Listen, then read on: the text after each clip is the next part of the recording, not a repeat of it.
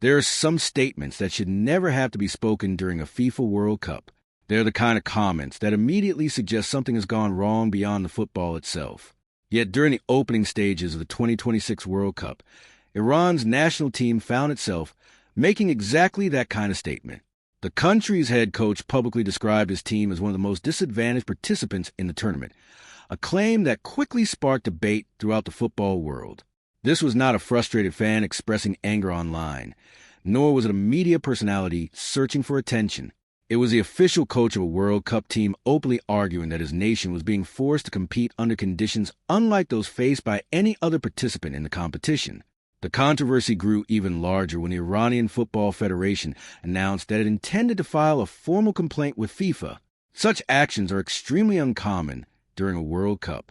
Most federations spend the tournament concentrating entirely on training sessions, recovery plans, tactical preparation, and upcoming opponents.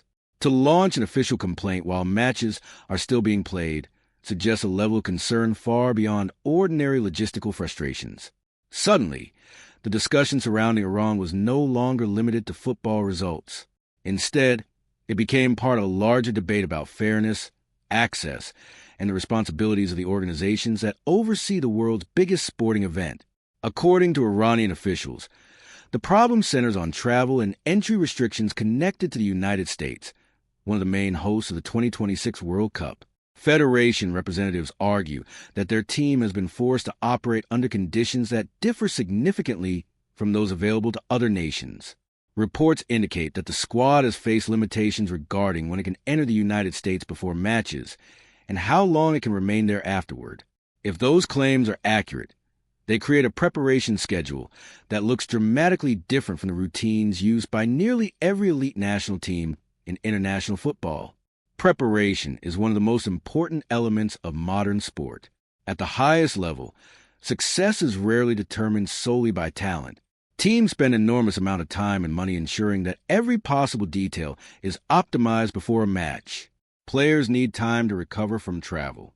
They need opportunities to train on local facilities, adjust to weather conditions, adapt to time zone changes, and establish a comfortable routine.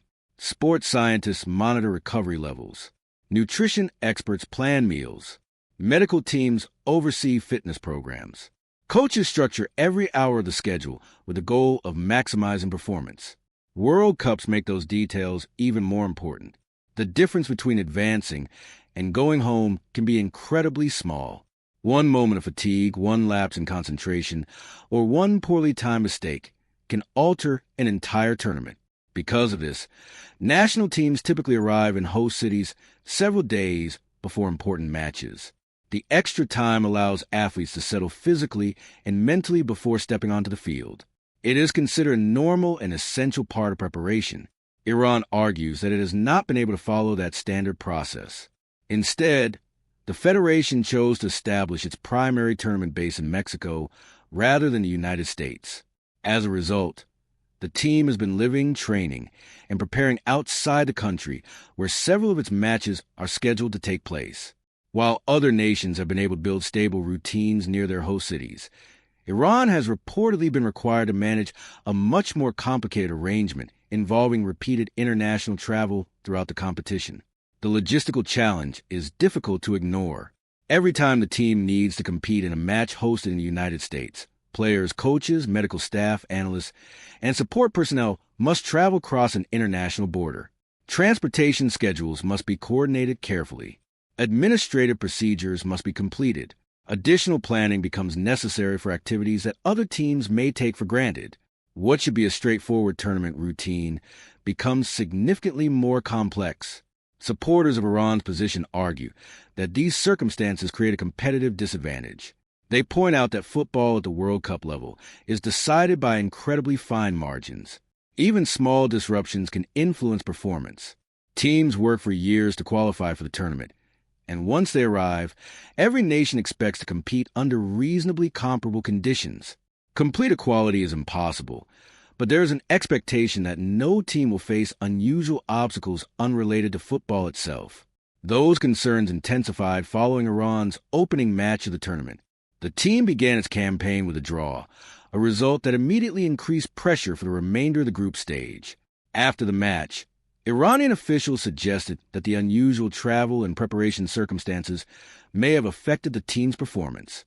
The coaching staff reportedly believed that a more traditional preparation schedule would have placed players in a stronger physical and mental condition before kickoff. According to public comments from team representatives, the original plan involved arriving in host cities well before matches, allowing players to train, recover, and adjust to local conditions. Such a schedule would have mirrored the approach used by national teams throughout modern World Cup history. Instead, those plans reportedly became impossible to execute, forcing the team to adopt an alternative routine that coaches felt was less than ideal. The Iranian Football Federation's complaint focused heavily on the principle of equal competitive conditions. Officials argued that every qualified nation should have access to a reasonable opportunity to prepare for matches under similar circumstances. Their position is not necessarily that every team must receive identical treatment, but rather that all participants should be given a fair chance to perform at their best once the tournament begins. At the heart of the issue lies a broader question about what a World Cup is supposed to guarantee. Qualification campaigns last for years. Nations travel across continents, play difficult matches, and invest enormous resources into reaching the finals.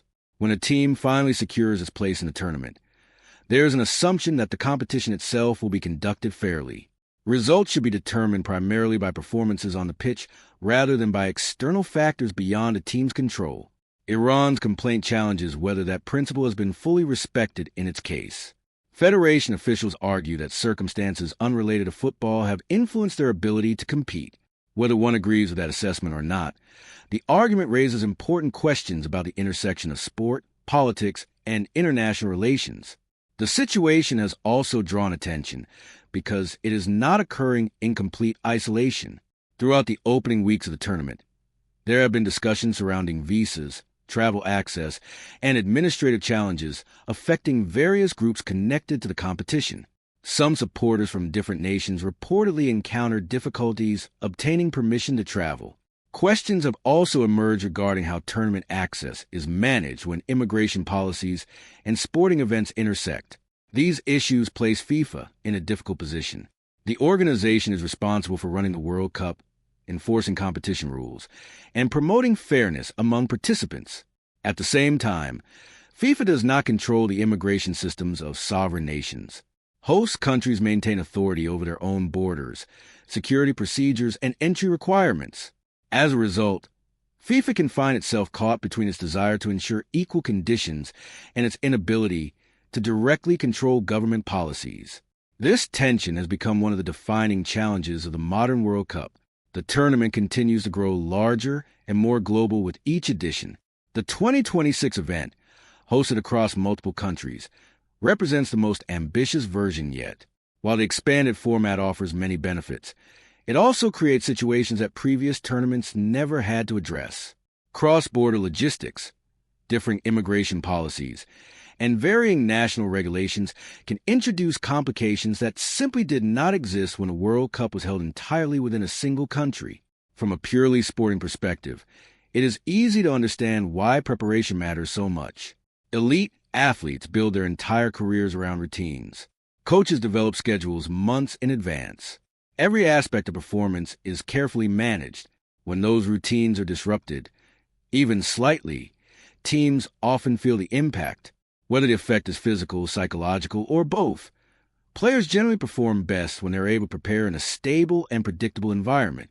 Iran's coaching staff clearly believes that the conditions surrounding its participation have made that stability difficult to achieve. Their public comments suggest a genuine concern that footballing factors are being overshadowed by logistical challenges. They argue that the focus should be on tactics, talent, and performance rather than travel arrangements and border procedures. Of course, there are also those who argue that FIFA has limited options. Immigration policy ultimately falls under the authority of national governments. Even if FIFA recognizes a competitive disadvantage, it may lack the power to change the underlying conditions. That reality highlights one of the central dilemmas facing international sport. Global competitions depend on cooperation between sporting organizations and host nations, yet those two groups do not always operate according to the same priorities. As the tournament continues, attention remains fixed on how FIFA will respond. Some observers believe the organization should actively seek solutions that reduce any competitive imbalance. Others argue that such matters fall outside football's jurisdiction entirely. Regardless of which position one takes, the debate has already become one of the most significant off-field stories of the competition. What makes the controversy particularly compelling is that it touches on fundamental questions about fairness. Every player dreams of competing in a World Cup. Every nation fights through qualification with the hope of reaching football's biggest stage. Once there, teams expect to be judged by what happens during 90 minutes on the field. When external circumstances appear to influence preparation, concerns about competitive integrity naturally follow. For Iranian players, the situation adds another layer of pressure to an already demanding tournament. Representing one's country at a World Cup is challenging enough without additional logistical complications.